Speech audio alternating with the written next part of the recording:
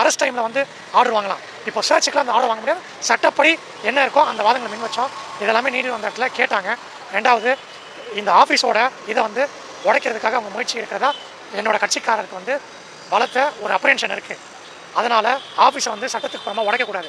இவரே கோஆப்ரேட் பண்ணுறாரு. அன்றைக்குமே தாமதமாக அவர் வீட்டில் வந்து உட்காரதுக்கான காரணம் என்னென்னா, ஆல்ரெடி அவர் custodial violence, false cases, persecution இதெல்லாமே அண்டர்கோ பண்ணியிருக்காரு. அதன் அடிப்படையில் அவரோட வீட்டில் மலம் வீசப்பட்டிருக்கு. அவங்க 70 வயசு அம்மா வந்து ஒரு பயத்தை ஆள்படுத்துக்கு, உயிர் பயத்துக்கு ஒரு மாப் வந்து அட்டாக் பண்ணியிருக்காங்க. இதுக்கெல்லாம் துரிதமான நடவடிக்கை போலீஸ்னால எடுக்காதனால, திடீர்னு நோட்டீஸ் சர்வ் பண்ணின்னு 20 பேர் போலீஸ் வீட்டுக்கு வந்ததுனால, அந்த பதட்டத்துலேயும் அந்த பயத்துலையும் எதுக்குன்னு வந்திருக்குன்னு தெரியாமல் அவர் வந்து டிலே பண்ணிட்டார். தவிர கோஆப்ரேட் பண்ணுறதுக்கு நாங்கள் வெளிப்படுத்துகிறோம். பட் அவங்க அரசுன்ற முடிவு எடுத்துட்டாங்க.